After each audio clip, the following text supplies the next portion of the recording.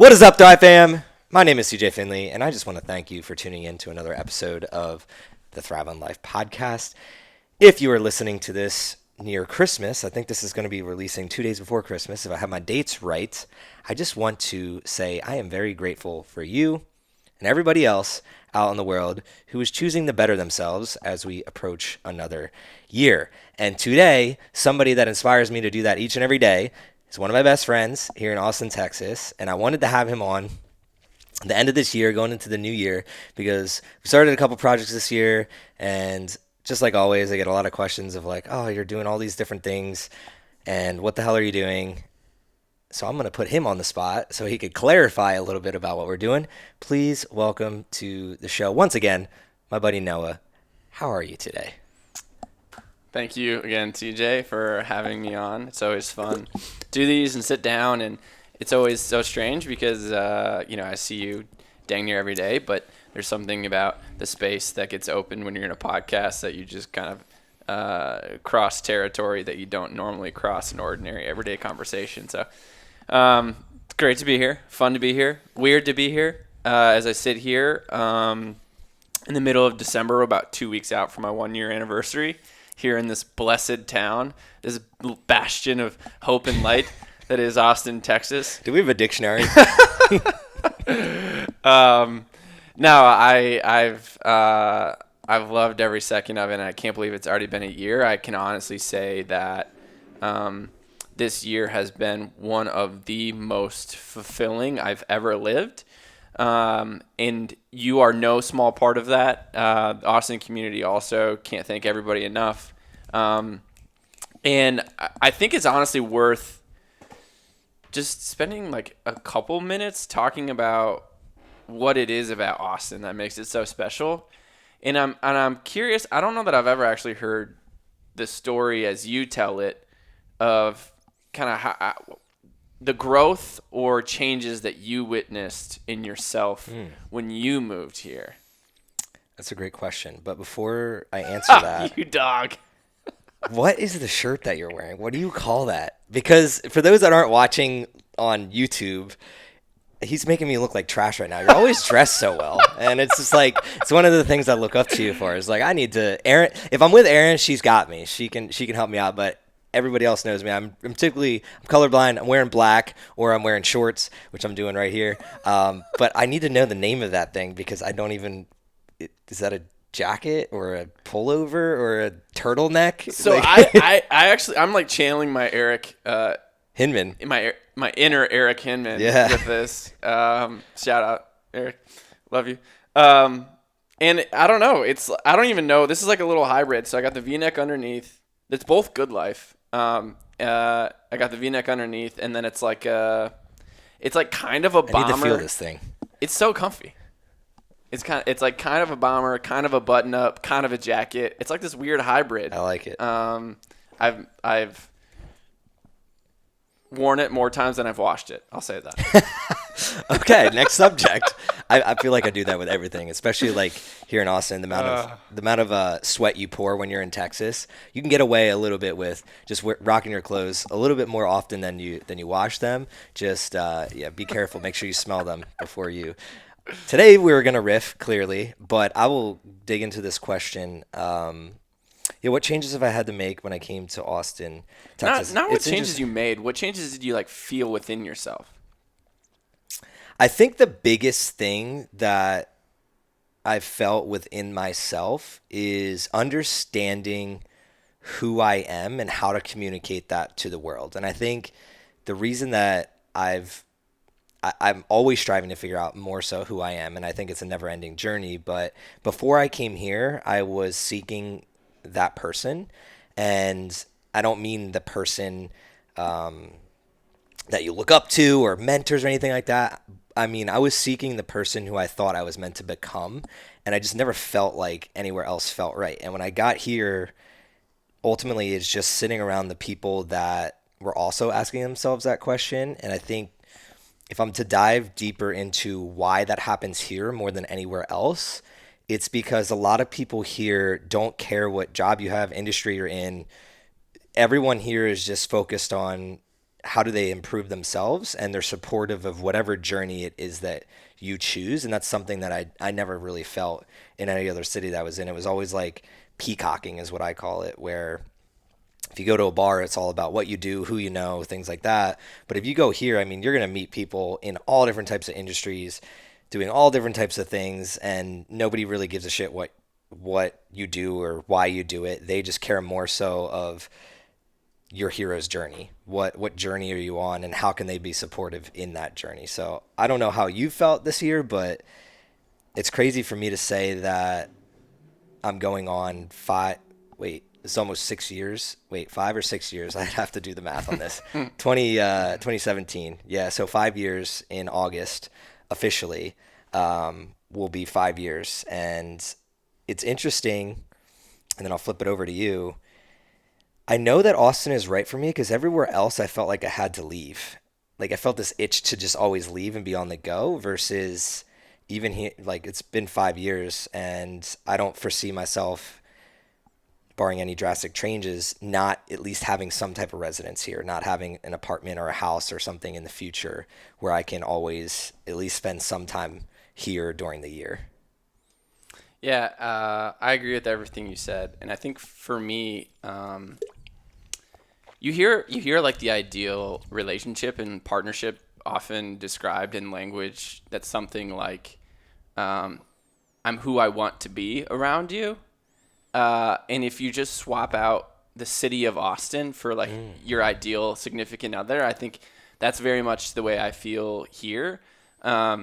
Is that I think the reason I felt like I wanted to leave other places, and the reason that keeps like whenever I'm gone from Austin too long, why I like feel the pull back is it's just because there's something about the space to just be so authentically who you are in a celebrated kind of way. Like in other places, it's not that you can't be who you are, but who you authentically are, the way that it's celebrated by the people you're surrounded with in Austin is unlike anywhere I've ever met. And I think it's related to, sometimes you hear this concept that the only people that are critiquing you are they're not the people that are like doing things. They're not the people that are above you, like on their own journey.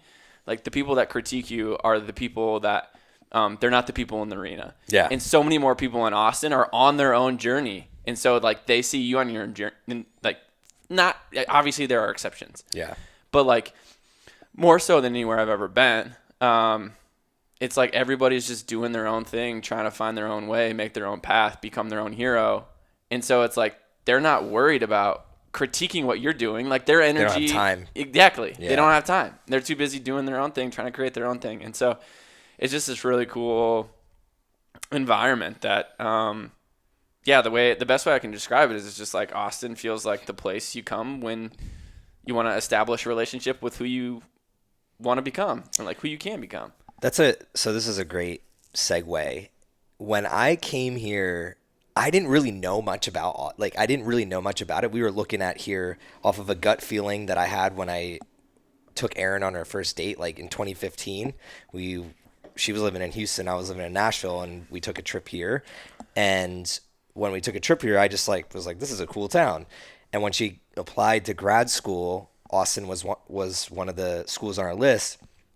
Mainly because, again, it's a cool town and it was in-state tuition. That's kind of like what I was looking at. Is like, let's go somewhere that's ranked in the top 20, in-state tuition, and it's a dope city. Like that was kind of my thought process there. Obviously, I had never done the research of like what it really provided and what it actually helped me grow into.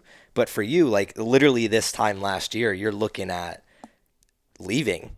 And I mean, December 14th. So you were literally figuring, how am I going to get to Austin? And then some major life decisions in your life. Like what was going through your mind last December when you're preparing to move here?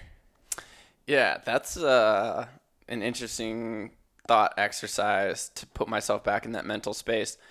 I when I first came down here, it was sort of the plot and plan was to only come down here for a month to stay with a buddy from law school.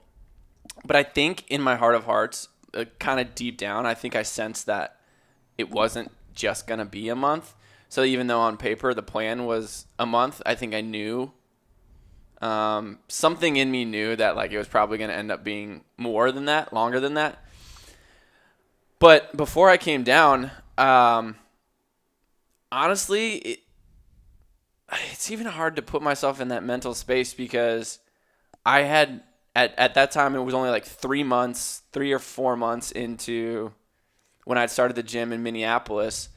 And I remember actually the biggest kind of source of anxiety for me was I had just started this concept with my business partner, Luis, who you met like 4 months ago. And I'm going back to a year. I just started in like that September, and we had sort of got the sauna in place, and we're starting to get all these pieces in place. And then I felt the tug to Austin, and it's like, well, crap. Like, I don't want to abandon Luis and like the gym, but this feels like where I need to go and like what I need to do. And so in my head, I'm like, well, okay, I'll go down there, but then I'll probably at some point still come back because I fell in love with Embrace North, the gym, the concept, the community, all that stuff. And so honestly, I was a little uncertain last December where it was like, this feels right.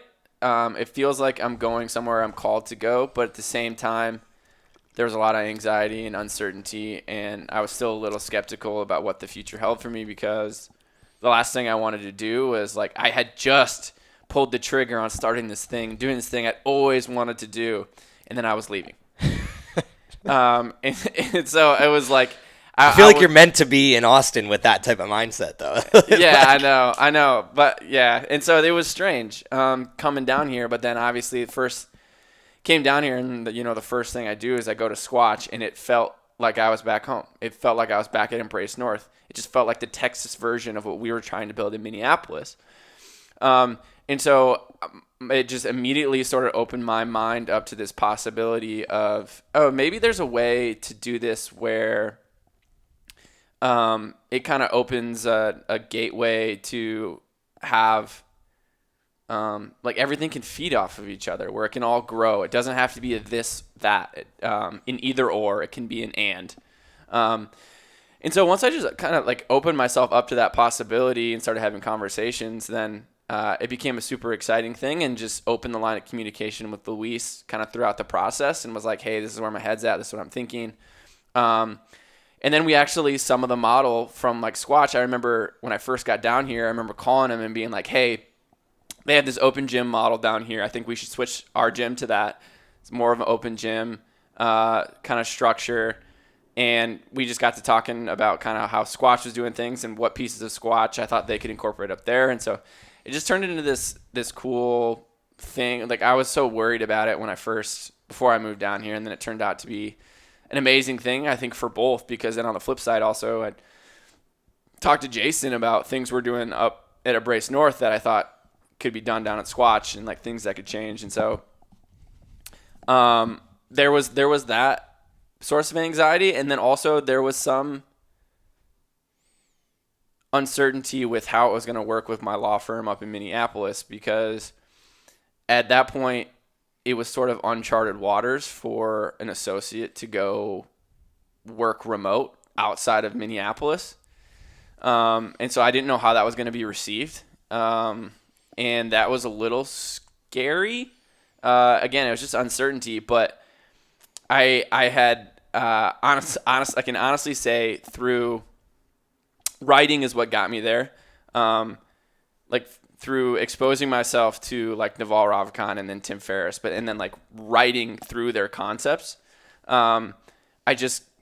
It helped me get to this place with this reminder every day. I slowly like turned the tide of my mind to get around sort of the fear, the fear of going there and what that was going to mean for my job, and just sort of recast it and reframed it in my head. But it was a gradual process. It didn't just happen overnight. It was like, if you're going to like dye something a certain color, you got to like constantly dip it in that thing for it to be permanent. And so it was like, I was like, that's what writing was for me, is just a constantly sort of dyeing my mind with these new way of thinking that got me to wrap my head around this idea that, like, you know what? Like, this is where you feel called to go. Like, go and you figure it out. And, like, worst case scenario, then, like, you're not in any different. Like, worst case scenario, you're in the same space. They fire you. Like, yeah, worst case scenario, they fire you, which, like, could end up being the best thing that ever happened to you. And so I just slowly started to make my way towards that conclusion, and it was like through, like I said, like through like Tim Ferriss and Naval Ravikant. And it actually reminds me of a story from Stoicism that was like super meaningful for me, and it's like the origins of it actually. So Zeno of Citium is the guy who started Stoicism, and as like the legend goes, he was somebody that harvested sort of purple dye. I can't remember if I talked about this on the last podcast, but who cares? Yeah. New listeners, they need to hear it. Yeah. So I don't think so. I haven't heard you talk about this. Okay. So there was this ancient practice back then of like purple dye was used on the royal robes, like the king's robes. It was extracted from like these shellfish, and it would be an excruciating process where you'd have to do like 1,000 shellfish just for a gram of this purple dye. But it was lucrative, so it like made a ton of money because it was used on these royal robes. So this guy, Zeno of Citium, he was engaged in this practice, in this artistry of extracting this purple dye from these shellfish. And one time, he sort of had a reserve of purple dye on his ship when he was hit with a storm and shipwrecked. And he watched as his entire fortune sank to the bottom of the sea, and he washed up to the shores, sort of close to Athens in Greece. And obviously he was distraught, didn't know what to do. Like this thing he had spent so much time doing, his fortune was gone. It's like the equivalent of like having a Bitcoin wallet and like losing the key. And it's like just like all of this money he had on his ship, and it sank to the sea because of a storm. Anyway, as the legend goes, then he goes to the Oracle of Delphi, and the Oracle of Delphi says, "Hey, don't take on what her advice to him is to take on the color of dead men." He has no idea what that means. So then he like stumbles into Athens, and he's like in rags, and he goes into this bookseller's stall, and he is lost, doesn't know what to do, and he opens a random book, and it turns out to be Xenophon's Memorabilia, and Xenophon's Memorabilia kind of tells the story of Socrates and sort of everything that Socrates was about, and it kind of goes through all these various stories about how Socrates used to hang out in the Agora, which was the market where you could buy any goods that you wanted. And he used to do that simply to remind himself how many things in the world existed that he did not need. And so it just tells all of these stories of Socrates' virtue. And at that point, he's kind of, he keeps reading all these stories about Socrates, and he realized immediately what the Oracle of Delphi meant, which he said to take on the color of dead men. What she meant was that instead of chasing this purple dye, taking on the color of this dye, purple dye, it was to learn from these exemplars in philosophy, these virtuous people, and sort of follow in their footsteps. So then he asked the bookseller, he's like, where can I find a person like this? And at that time, there was this Crates of Thebes was a cynic. He was walking past the bookseller's stall, and the bookseller is like, well, where you can find a man is like follow that guy. So then he became a student of this Crates or Crates. I'm not even sure how you say his name. He became a student of him for like 10 years before starting his own. And his own was Stoicism. And so it's this idea that like his most profitable venture started with a shipwreck. Started the day he lost his fortune. And so I started thinking about it the same way of like, what if my most profitable journey starts the day I lose my fortune? Starts the day I lose my comfort.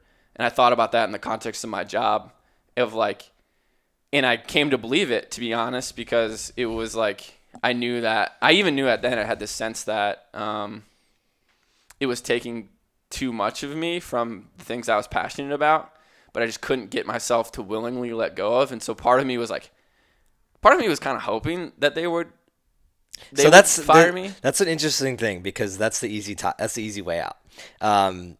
When someone makes a decision for you, it's almost easier than when you have 100%. a lot of good decisions. And it goes into really at the end of the day, worry holds your imagination prisoner. If we worry, it causes us to focus so much energy on what if scenarios rather than using our imagination for the good side of things. And a great example for you is if you're using your imagination to say, I can become an author, I can write a book. Imagine me speaking on stage and inspiring other people to do the same thing that I've done. Where will my life be if I choose that path and if I would choose to work towards that path every single day? Rather, what happens is the worry keeps you from even thinking about that, and therefore you're going to stay stagnant. And one thing that I was talking about the other day with somebody was I had a pretty good analogy where imagine like Pinocchio, you're on these like sticks and yarn that holds you up. Well, if you have all these things pulling you in so many different directions, right? All these worries, like what if I get fired? What if I don't have enough money? What if this happens and I won't have a home? What if my girlfriend dumps me?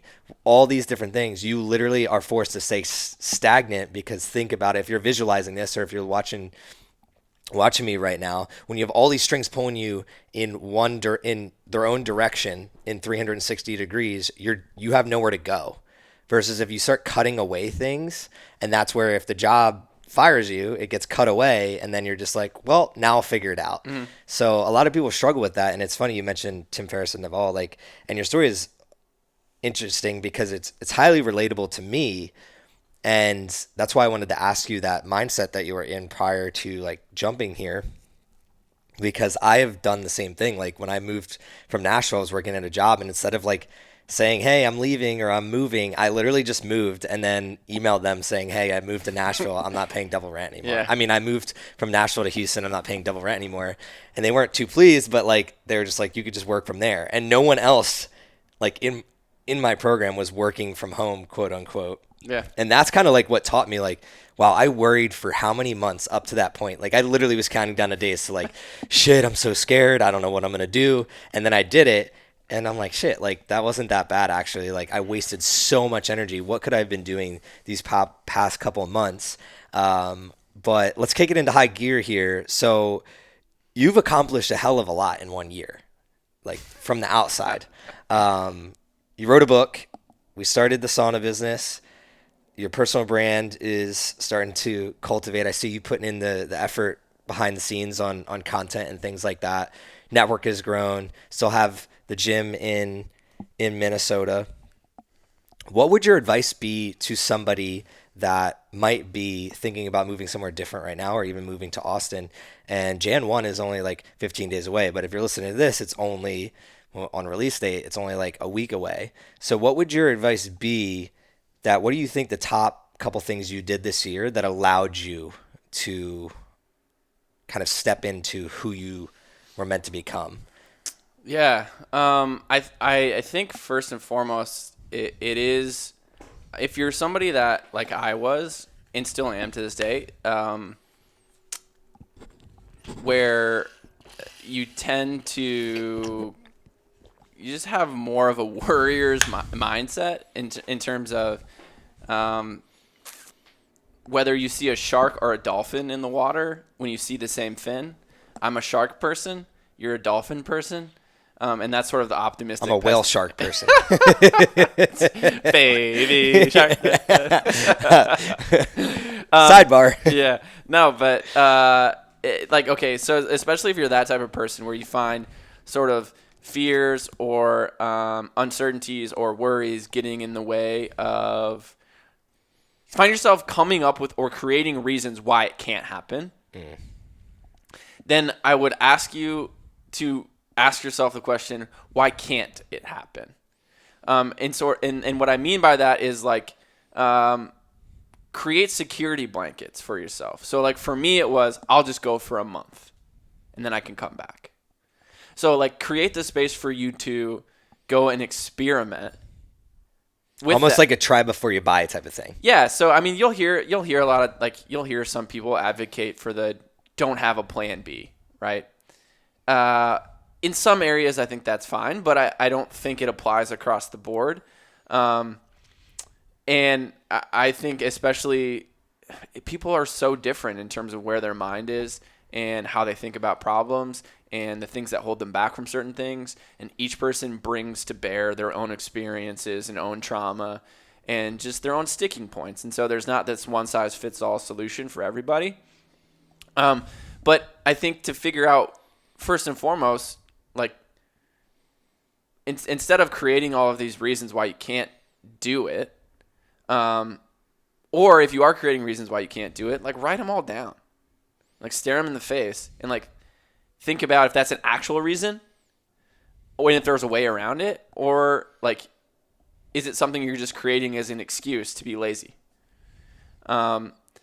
And give yourself just a time to experiment of, like, none of these decisions, all of them can be reversed. That's another Tim Ferriss thing. Like, when it's like, when I was realizing it, I was like, even if I were to move to Austin, I can go back to Minneapolis. This is my buddy Connor that you had met. He came down, tore his ACL, was going to do High Rocks with us. When he was contemplating going back to the East Coast because he wanted to be with his family, it's the same conversation we had, was like, hey, man, like, Minneapolis is always going to be here. You can always come back and step back into what you're doing here. Sure enough, he went to the East Coast, spent time with his family, ended up coming back to Minneapolis. Now he's happy as a clam. Love you, Connor. And so that's just, like, total validation of, like, what are you worried about? Like, I don't want to speak for Connor, but I know that, like, in his instance specifically, I think he would regret it if he wouldn't have done it. And so it's ultimately, it's like, it's trying to figure out ways to just experiment with it. And then I would also ask you the question of, like, the cost of the status quo isn't zero. And What so, do you like, mean by that? Yeah, so often I think the thing that we fall into is we get resistant to change, thinking that change is the only thing that costs us something. Change is the only thing that causes deterioration.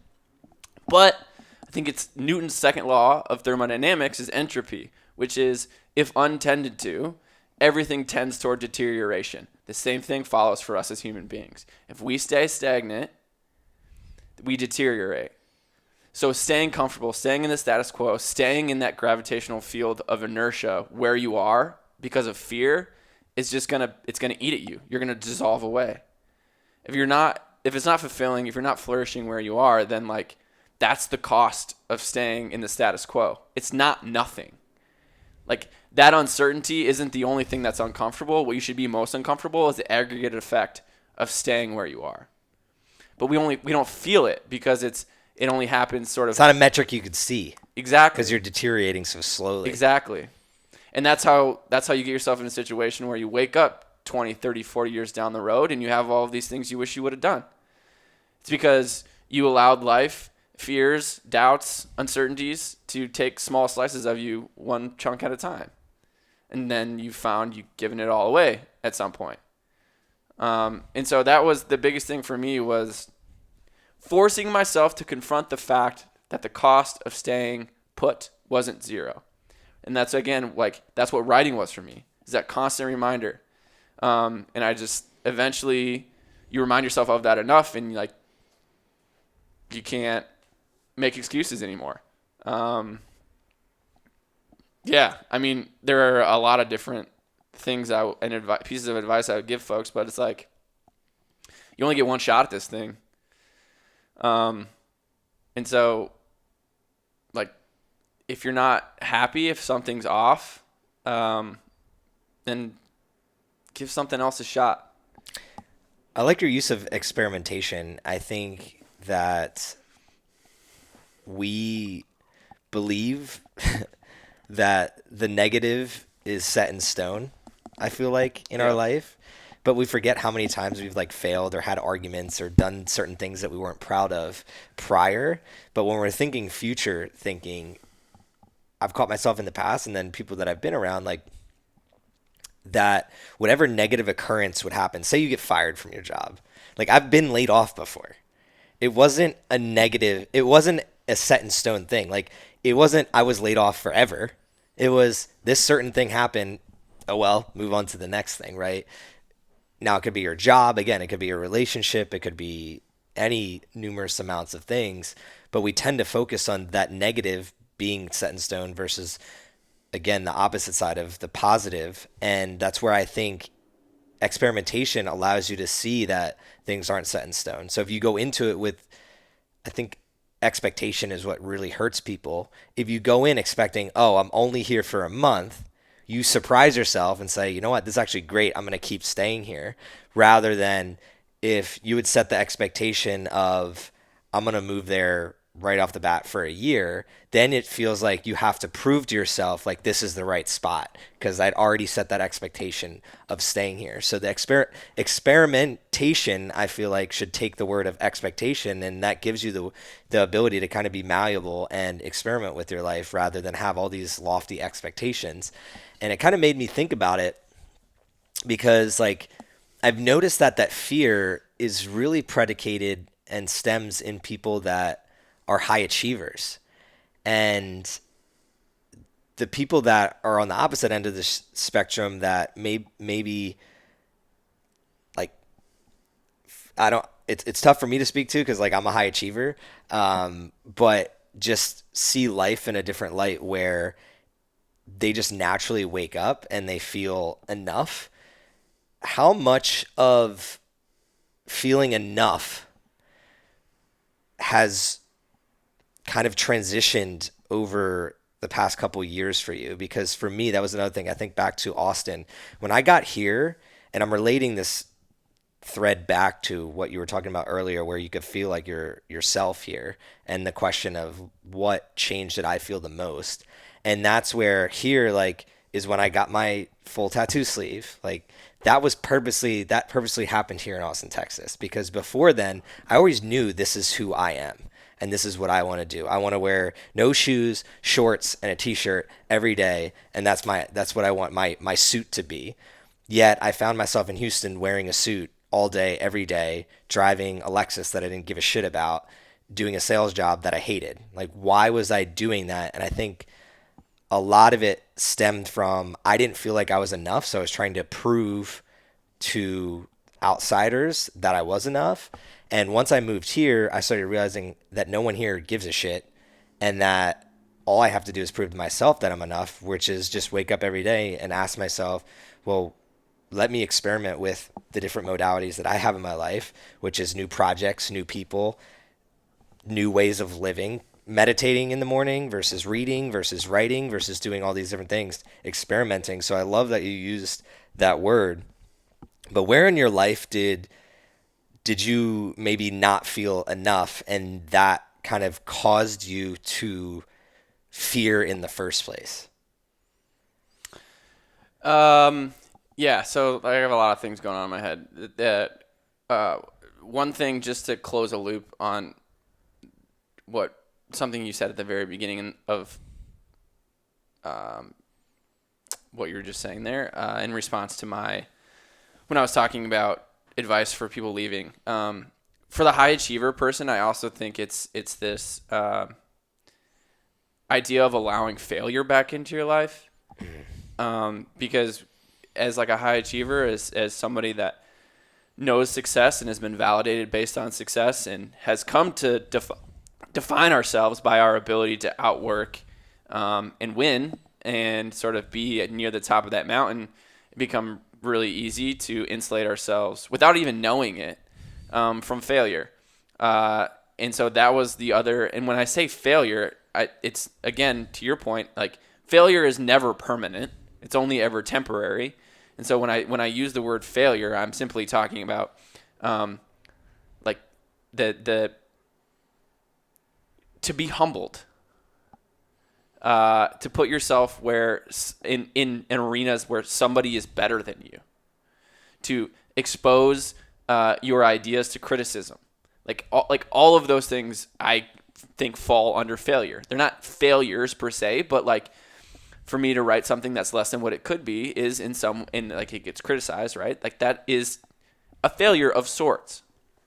And so I wanted to make sure I added that piece in, but it kind of bleeds over a little bit, I guess, into the topic of enoughness.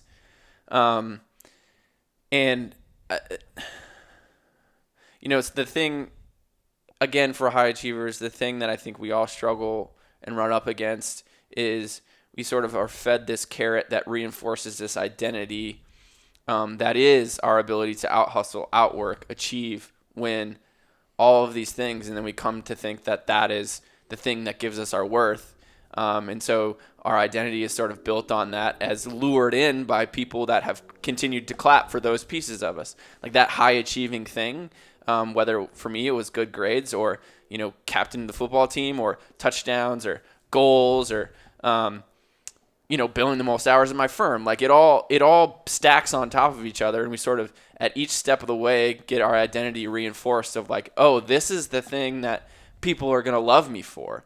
And then we start to convince ourselves that if we removed ourselves from those things, then people aren't going to love us. Like we start to think that that's the condition of what it means to be enough, that we have to do those things to be enough. And this is where, actually I was just having this conversation. Another part of, I think on our first time I was on the podcast, I think I talked about my mindset for last year was this devotion to the Daimon, Daimon, that being sort of the Greek inner spirit assigned to us at birth that is representative of like your higher self that's calling to you. And so it was this idea, and I think we talked about Socrates and how he used to listen to this internal oracle, and that's how he would determine the things he would and would not do. He would listen to that voice in him, that Daimon. And so that was my word last year, and it was a great year. And now building on that, if you were to ask me the question, who do you want to be in 2022? My answer is me, capital M, me. And because I've just become so convinced, even in writing this book, that we're all on this journey toward authenticity. Going back to what you talked about with Pinocchio, there are many different strings. It's not just fear, doubt, uncertainties, right? But it's also the beliefs of our parents, the beliefs of society, like everything that pulls us in a direction that is anywhere but us. It's all, like all of these things have been attached to us as we come into the world sort of at the widest part of the hourglass, pure potential, and just the world at our fingertips. And then we're run through sort of the assembly line of society, and we come to the narrowest part of the filter where we feel like we're suffocated because we've been shaped into this being that to be a productive member of society, we have to fit in this box. But then it remains our task, once we realize that we've suffocated ourselves, to enter back into this area of expansion, which is the lower part of the hourglass. So let's return to that childlike state, and let's return to authentic version of you. No strings attached. Pinocchio becoming a real boy. Like that is the journey of the human being, I believe, is to just sort of, it's this journey back to authenticity. And the whole idea being that like you were born at birth enough. Something deemed you worthy to give you a heartbeat and a head and a body that works. So you are and forever will be enough. You were born that way. You can never lose it.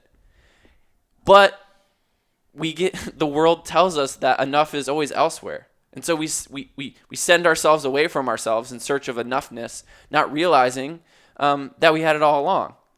And so I just, the more, and this goes, I dedicated a lot of last year to removing as many of the strings as possible, a big one being leaving my law firm at the end of November, which is why that step was so meaningful for me.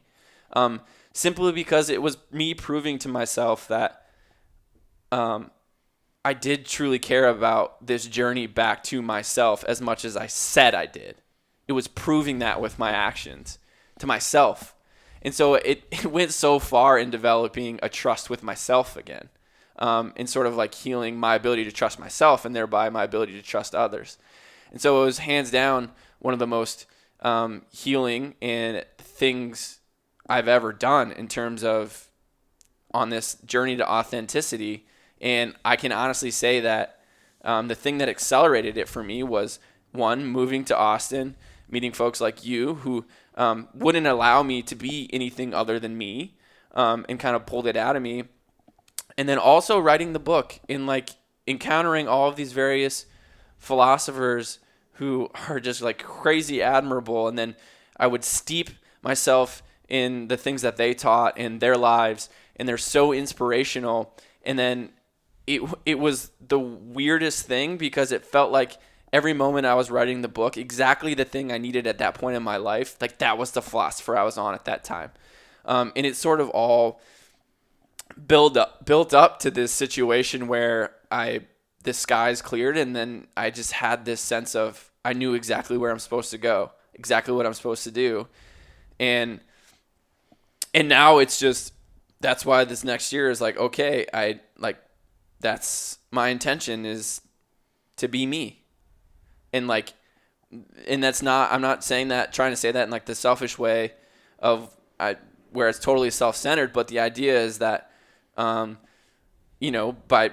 making myself authentic, it's like I make myself authentic, you make yourself authentic, and then all of the sudden, it's like the tree that reaches to with branches. Like we're all branches that reach to a unique space of the universe, and if we all tried to be the same or think the same, then we never venture far from the trunk. But the more we actualize ourselves, the more different we actually get, the more unique we actually get. And that sort of paints the night sky with all of these various stars that wouldn't exist unless we like fully realize our unique being. And so that's this like illuminating, populating the universe with our light is sort of this mission I'm on. To do myself and help others do is to bring all the stars back into the night sky.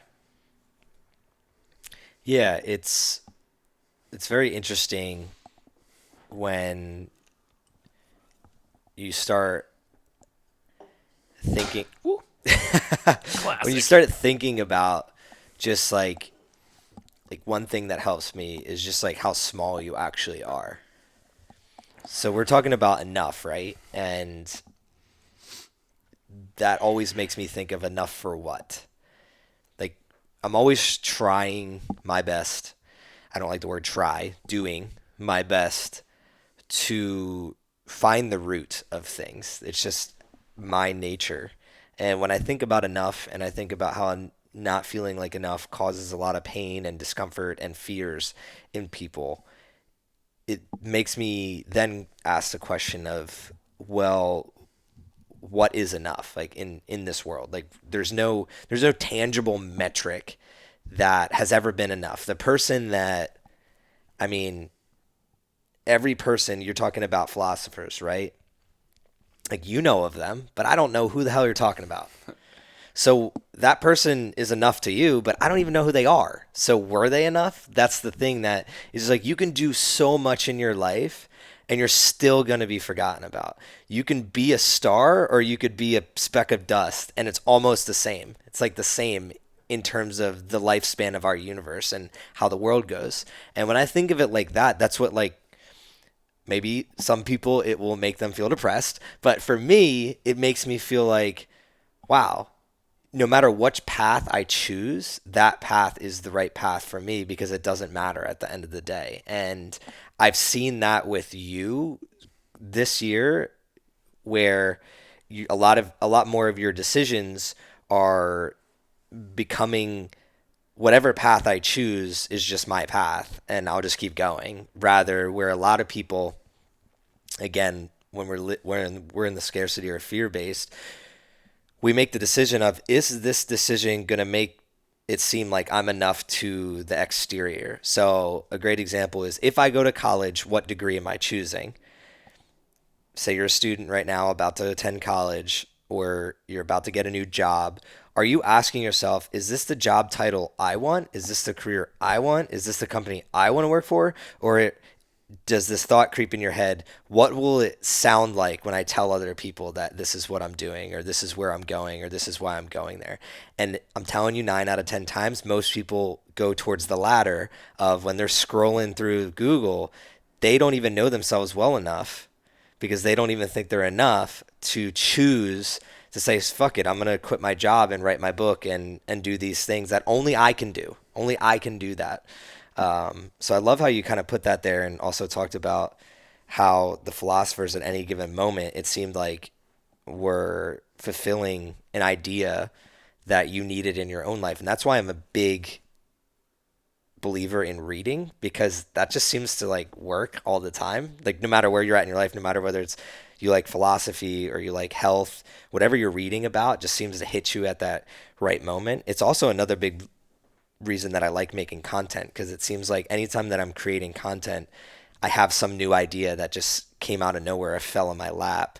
And as somebody that writes a newsletter every morning, one of the questions I get asked the most is like, how do you just like come up with these ideas? Like, because this is how I go through the process. I literally wake up and I don't have the idea until I sit down to write. And people will ask me, how do you do that? And a lot of it is just either a book or a piece of content. Sometimes it's like I have Naval's book, the Almanac of Naval Ravikant, right by me. I'll literally just open a page and say whatever page I open to, that's the topic I'm meant to write on today, and I'll just riff off that. Or I'll go to I used to do this on my main Thrive page, but I've been slacking lately. Is all I was posting on stories was motivational stuff for a long time, and it was because I was searching for that idea. And the first like 5 ideas all seemed to be like, wow, this is like what I need to write about. Or the last thing is I'll listen to a motivational podcast or something like that. They have philosopher podcasts, stoic podcasts, 10-minute like motivational stuff. So I have this process where that's my process. And the reason I'm saying this to everybody that's listening is we're talking about being enough. And me and Noah are sitting in a room right now. The only thing we've done to this room is really paint the walls green. Shout out Mike Limongelli for helping us do that. We had all these ideas for this apartment and all these things that we were going to do. But I think what ended up happening was we realized what was enough, like just to help us get to this next phase. And in terms of my podcast, in terms of my writing, another thing that Austin has done is allowed me to feel like my process was enough. I didn't need to, even though I'm reading Naval or Tim Ferriss or Ryan Holiday or all these people that have had an impact here in Austin, Texas, Joe Rogan, I don't need to keep up with them. Like what my way is enough. And I want to convey that before we move into the next point, where a lot of people I think don't start because they feel like they're looking at these other, I would call them Mount Rushmores, that they never feel like they could get to. But what I want to remind you is that like you're already on Mount Rushmore. Like you just being alive, just like Noah said, is Mount Rushmore. It is enough because that's your journey and it's your story that you get to tell. And you have your own problems, your own life that other people will never be able to take from you. And that is what's helped me. But I'd love to kick it into... Hold on. Before we go there. Stop right in my tracks. Yeah. A few things I want to say of like, obviously we now have a shared love of John Bellion. But he's got in one of his songs, JT, the lyric is, a song a day for 6 years seems like light years away from today. And so it's exactly what you're talking about of like, you look at that Mount Rushmore, right? But what you don't realize is that the process underneath it, and all of the things that went into building that Mount Rushmore. It's a song a day for 6 years, right? It's a page a day for 10 years. It's a joke a day in Jerry Seinfeld's case for 10 years. And so it's like all of these things, like you have to set up, once you identify the thing that you want to do, play that infinite game of like the peak you can never reach, the mountain you always are okay scaling. For me, it's writing. So I was like, okay, I identified that. So it's a song a day for 6 years, like before I'm even anywhere close to where I want to be. Like that's cool. I'm cool with that. It's a game I can play for 6 years. It's a game I can play for the rest of my life. And so it's going to be not only a page a day for 6 months to write the book, or like whatever it was. It was originally an hour a day, every day since June 1st. And then today I like finished the second edit of it. So, but it's not just that, because I plan on doing it every day for the rest of my life, and I'm never going to reach that peak, and I love it. So like that's the process for me. So that's like one point I wanted to make, and then the other one goes back to what you were saying about the tendency of this realization of how small you are in the universe, having this tendency to depress people. But what I'll say is like there's a couple of different reminders, I guess, depending on where you are for different stages in your life. There is a time and a place to remind yourself that you are a speck of dust. And it's like ashes to ashes. But at the same time, what is unknowable, what we cannot possibly know, is the influence you will have on eternity. So like you said, the philosophers, right? Like you might not know who they are, but the reality is when I trace the genealogy of the ideas I hold in my mind, they all have their roots in some original thinker. And so while they might be dead physically, their idea lives on, and it has changed the trajectory and shaped the trajectory of my life.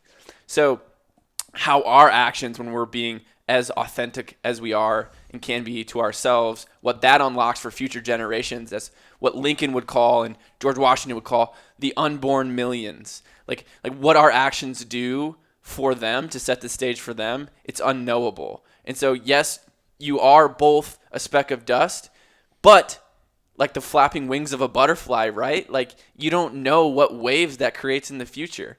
And so like because that's unknowable, there's two ways to do it. Like you can just be nothing and be like, oh, well, I think it's not going to matter anyway. Or you can operate on the understanding that like, what if? What if I can change the direction of this universe for good forever? And like, why not use that as your filter? Like regardless of how small that chance is. Sound like me. So for those that have never seen my hand tattoo, that's why I have the ripples on my hand. You can either leave a positive or negative ripple for eternity, right? So like when you drop something in the water, that ripple goes out in an infinite expansion. Mm-hmm. It changes the volume of whatever that liquid is, and that's how we operate here on Earth. I think, you helped. I mean, as you always do with your wording, clarify what I was really trying to say, to be honest. I think more people struggle with, they think that every little action that they have is going to matter so much. Yeah. They lean into the ego side of like, I hate to bring up jobs again, but it's just like, you think your job cares about you, but if it's a bad quarter, they're going to drop you like it's hot. Like if you're paid a lot, like you're gone, you're laid off. They don't care about your family. They're not going to be at your funeral. Like you do not matter. And I think that's where my coaching and consultation leans more into that side of things, because I think people overestimate and this is actually a good topic. They overestimate the impact that they're having in the wrong areas. Or like how much their absence would yes, matter. They're absent in the areas that really matter, and then present in the areas that they think that they're having an impact. Like again, like how many mothers or fathers out there become grandfathers and grandmothers and then look back and say, wow, I wish I spent more time with my kids or at the sporting events or at these different things. And it's just like they could have had a bigger positive ripple in those areas, but it's because they thought they were doing the right thing in this other area, which at the end of the day didn't really have your back. Yeah, I think that's actually like a really good, if I could distill it, it's like this question of your presence in one place is your absence in another. So it's like where is the places you're present causing you to be absent from? I think is a good question for people to think about. It's brilliant. Because for me, right, that's one of the reasons for this break that I'm taking, for quitting the job, is I'm going to go home for a few weeks and spend time with family, which is something I told myself I was going to do for 4.5 years. But it was always tomorrow. It was never today. And so that's the perfect example of I was being present in this thing that was taking me where I didn't even want to go. I was building what I didn't even want to become, and it was making me absent in the things that actually mattered. And so it's like that your presence in one place comes at a cost. And what's the cost? It doesn't come at nothing. It's costing you something. And that's exactly why that we are even sitting here. Because when I think about my presence versus absence, one of the reasons that I got into content and podcasting and things like that was when I thought about my future, I didn't want to have to be tied down to be present in an area that I didn't want to be.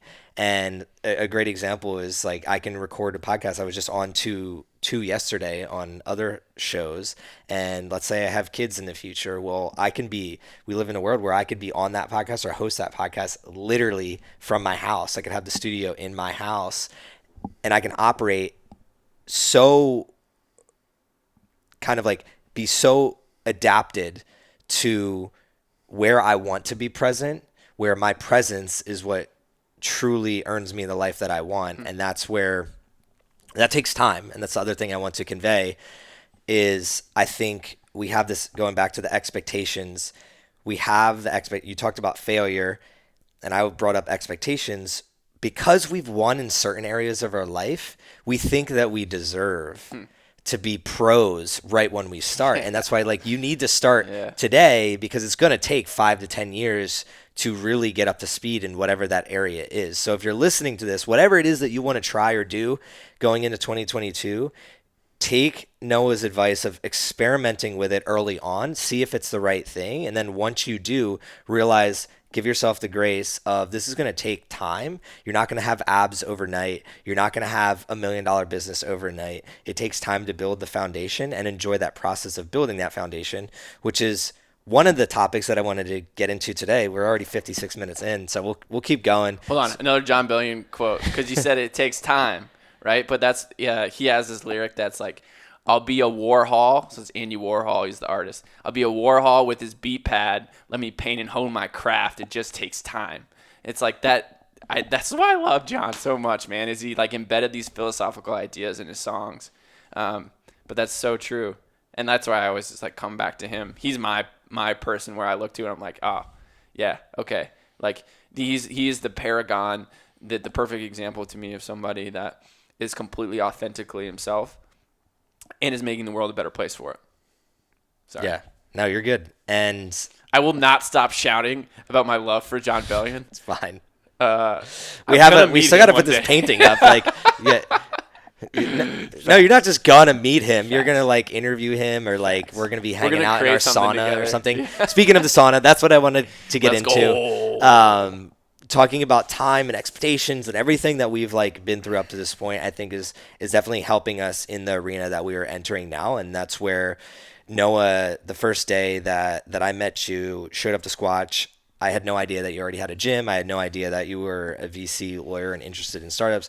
None of that existed in my world except for this guy who showed up to my workout, and I was thankful for. But the one thing that truly connected us is our love for sauna, ice, and modalities that help people kind of become who they truly are in a recovery atmosphere. And that's where you and Louise fortunately had the brilliant idea of having a mobile sauna up in Minnesota. We brought that down to Austin, and we've already had a lot of traction in a lot of different areas. And if we didn't have the previous experience that we've had in the world and in our life, we would be the Pinocchio of being pulled in all these different directions. So I'd love for you to speak a little bit about what OASYSS even means to you, because one of the questions I get asked by people is this OASYSS sauna thing. What are you doing with this, or what's the plans with this? And I'd love to just have a clip or a little bit of an audio of what it means to you, because you're the one that came up with that name. I am just what I do best, the spearhead to get stories out there. That's what I love to do. So you have the floor. Yeah, so I'll start with explaining the name. So it's OASYSS, but a little bit of a different or unorthodox spelling. It's spelled like the combination of oasis with abyss. So it's OASYSS, OASYSS. And there's my interest in philosophy rears its head there, because it's sort of inspired by two statements, one from Marcus Aurelius and one from Nietzsche. The one from Marcus Aurelius is this idea that sort of within you at all times, you have this place that you can go, your head, where you can visit certain ideas, few and fundamental, that can wash away the pains of the world and send you back to the problems that you have to go into. And so just extrapolate it out into physical reality. OASYSS means to me is this place you come to be renewed, restored. I just combine those words, renewed, renewed or restored. because the fact of the matter is, a lot of us, I feel like at certain points in our life, we sort of get stuck in ruts. It feels a little like a desert. Like we start to feel like we've withered a little bit. Maybe our bones are feeling a little dry, whatever. It's just life can be exhausting sometimes. And so wanting to provide an oasis, a space where people can come and draw water that they can then take back out into the world and maybe give other folks. And so it's this place to be renewed and restored. But at the same time, there's this concept of the abyss that Nietzsche talks about, and it's in his statement about if you look long enough into the abyss will look back at you. And so it's based on this idea. It's illustrated by like when Simba looks into the pool and he sees Mufasa. What he's staring at is the king he could be, but he's not becoming because he's chose to play small. He's chose to sort of run away from his destiny, run away from who he could be. But something shuffles in him. He knows in his core that he has more to give. And so the combination of the oasis with the abyss to me is this recognition of like we're both coming. This is a place where you come to sort of renew and restore yourself, but it's also a place where you start to shape yourself into the person you can be, where you start to sort of establish that relationship. And then it's also not only where you can be, but it's like where the community can be.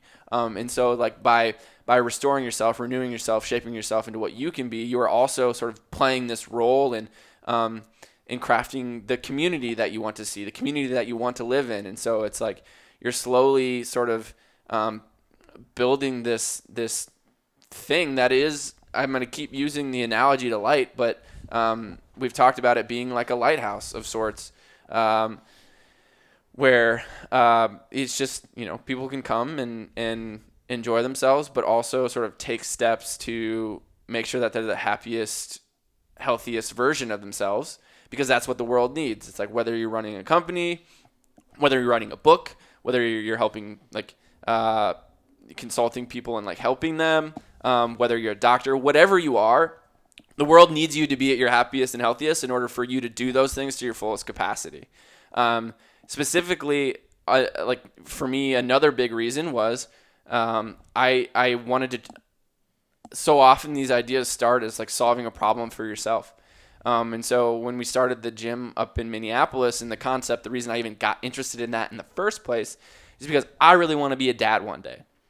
And as I was aging, I realized that, well, okay, there's one way to approach it, which a lot of people approach it. And what I was feeling this pushed into was this like, oh, I got to find somebody. Like I'm running out of time to find somebody. And I was like, no. What if I changed it from rushing to find somebody to prolonging my window? Like, how do I focus more on longevity and health span for the long term? I want to have kids, so I want to be able to play with my kids. And it's like, how do I make sure I do that for as long as possible? Because then it doesn't matter when I find somebody. And then, like, also outside of me, it's like, I want my parents to be able to play with their grandkids. And so it's like, I build this thing that services sort of that need for me, in terms of like longevity and taking care of myself. But then it's also like I've got my parents are doing all that stuff now too for the same reason. So it's just like flipping it to that mindset, and then also simultaneously with the sauna and ice bath stuff. Obviously it has its sort of neurological benefits in terms of preventing cognitive decline, and some of the things I have in my genealogical history that is compounded with the years of football. And so it just started as this project for me of trying to solve my own problems. And then as it grew and I started to see other people's interests and how big of an impact it could have on people's lives, my passion sort of grew with it. And it's just become this thing where whether it's fitness events, executive retreats, or just like artist retreats or any retreats of any kind, corporate events, whatever, like anywhere where it would make sense, where we can start to get people who may have fallen out of touch with their happy and healthy habits, oftentimes because they've been sucked in to a job or something else where they're being present. It's to pull them back into this world so they can reestablish that relationship with health and happiness and peace, and sort of getting them back to the things that make us human and things that matter, and sort of being present more in those areas.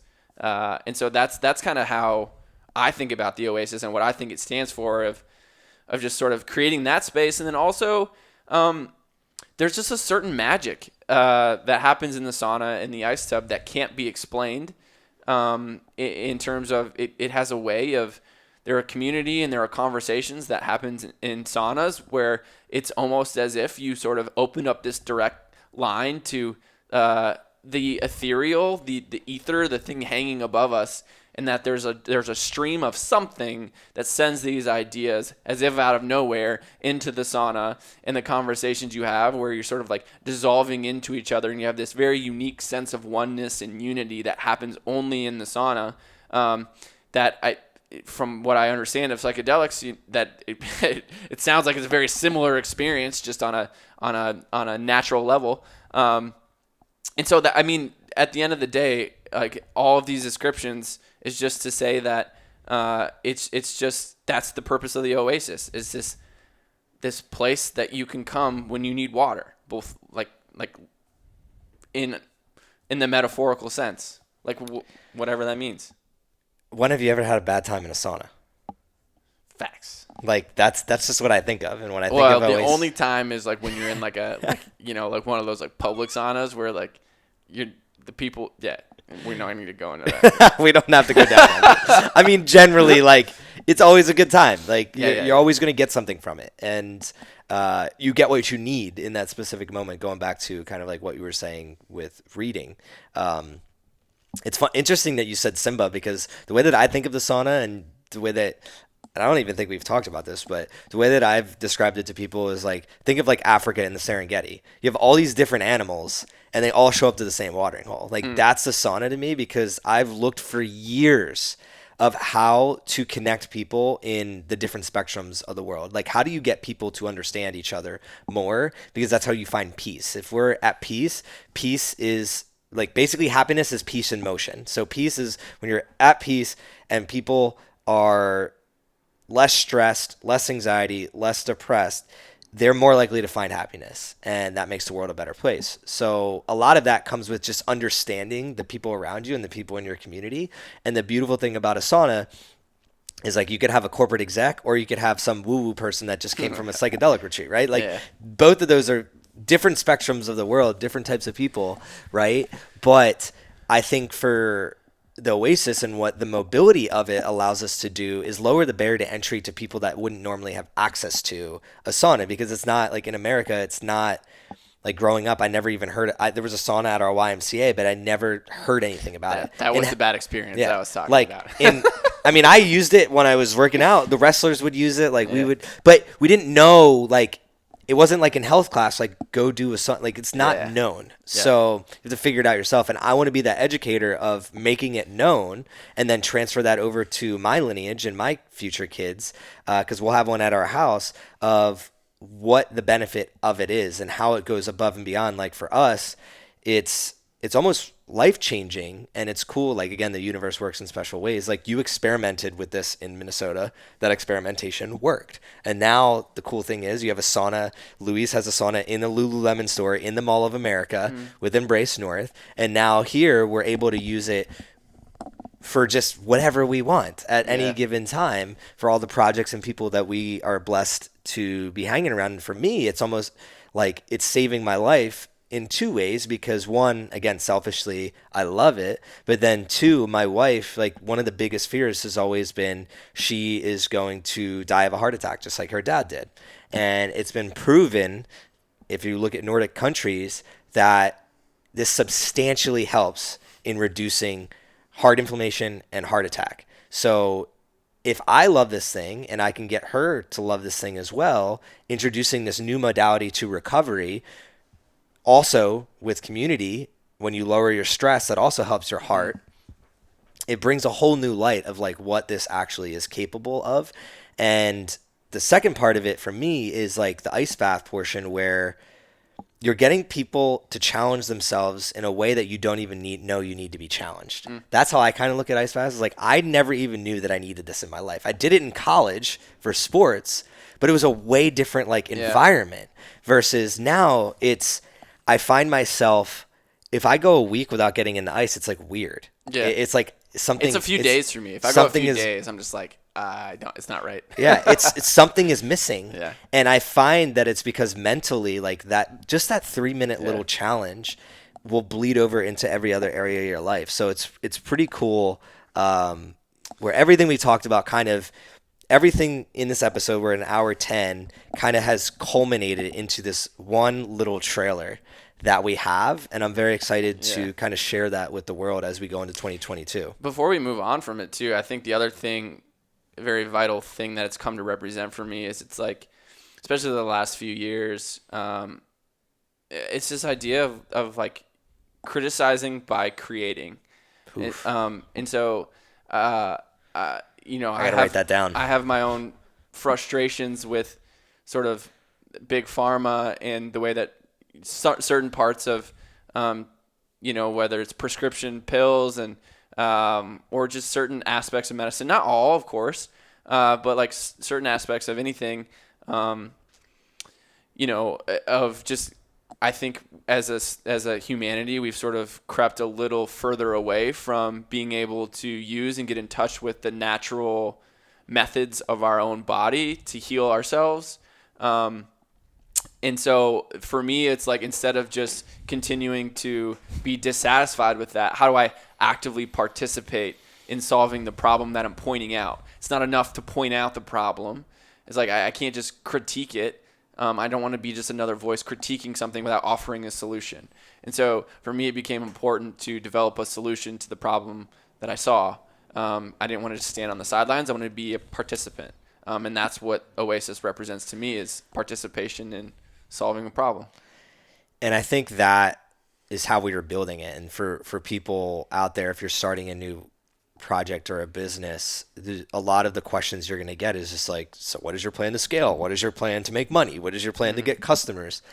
Don't be afraid to like push back on that, because I mean, we've done a great job of, we have no idea where it's going. We're just going where it feels right. And I think that again comes with everything we've talked about up to this point in this podcast, of knowing that we know what we'll get if we go that opposite path of like, we're charging $30 a month to have people enter our sauna, versus saying like, what feels right and where should we utilize this thing to achieve our ultimate goal, which is exactly what you just said. Spread education on this magical thing, and we'll figure out the second half later on as it continues to shape and more people experience this.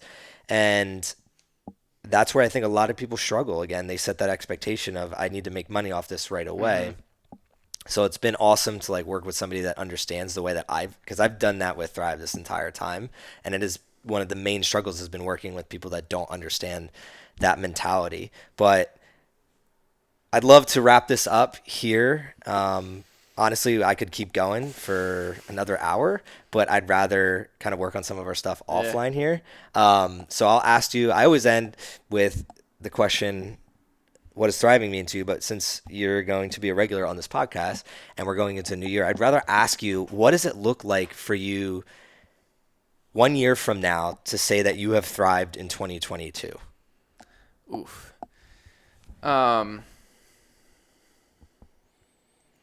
So, and I'm gonna draw on a concept that I sort of end my book with, that my book leads up to after kind of surveying all of the various philosophies, and there's this idea of it hyperlinks and sort of brings in a lot of the things that we've talked about on this podcast. But among the ancients, Aristotle and Plato, they sort of Aristotle specifically had this idea of the telos.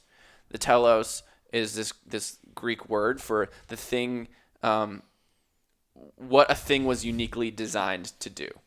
And so you could judge something like a knife is designed to cut, et cetera, and you could judge how well a thing is, that thing, by how well it did the thing it was uniquely designed to do.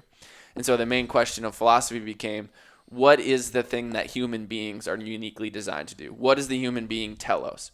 Now, I would actually abstract that a little further, and this is a conclusion I came to in my book, of instead of what is the thing that human beings generally are uniquely designed to do, Aristotle came to the conclusion that it was to exercise reason and rationality and words.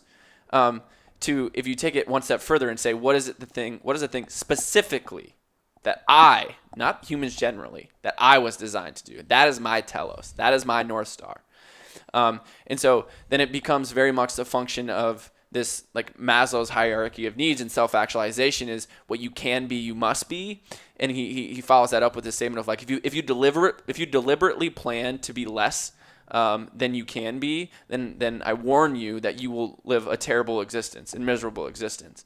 And so for me, it's this idea of, now that I think, identified this thing that I'm uniquely designed to do, it is to continue to pour the most precious of my time and attention into that thing as much as possible, at least every day at some point, for forever and ever. And certainly next year, when I look back a year from today, I want to have book number 2 done. And that's just going to be a function of, again, a page a day for 6 years feel like years away, but it's going to be a book a year from here until the rest of my life. Like, that's what it's going to be. Hell yeah. And like, there's going to be more in the tank, but I'm going to try to squeeze everything out that I can in this, like, in obedience to this direction, like moving in there's this peakless mountain, but I'm going to make as much progress as I can. And so that's like that. If I can look back a year from now and say that I didn't allow sort of the strings of Pinocchio to reattach, then that's a success. That's what it would look like for me to say, I'm thriving and vibing, baby. No shirts, just vibes, baby. I love that, and I love the simplicity of that, and I think a lot of people could learn from that, where it's just like set one North Star, and then the amount of things you're going to learn just by setting that, where it's just like content, networking, speaking engagements, getting on other podcasts, that's all kind of like falls under the umbrella of what is the actual thing that you need to do. And for me, if I'm going to answer this question as well, it's rock year 3.5 of this podcast, because in April of next year it'll be 3 years. So by next December it'll be 3.5 years, a little over 3.5 years of having this going. And like, this is my North Star of how do I make this better every single year. And that's where I lean on the listener right now. So if you've listened to this episode, we went 1 hour and 17 minutes, a little longer than I normally go. If you've gotten this far, I really, really appreciate you. And I want to help you in 2022 achieve the things that you want to achieve. I am going to be releasing a course here coming up in early 2022, revolving around starting your side hustle, and then eventually I'll be releasing more stuff on like how to actually scale your business. And I'm not just one of those guys that is here to help you make $10,000 a month, quote unquote.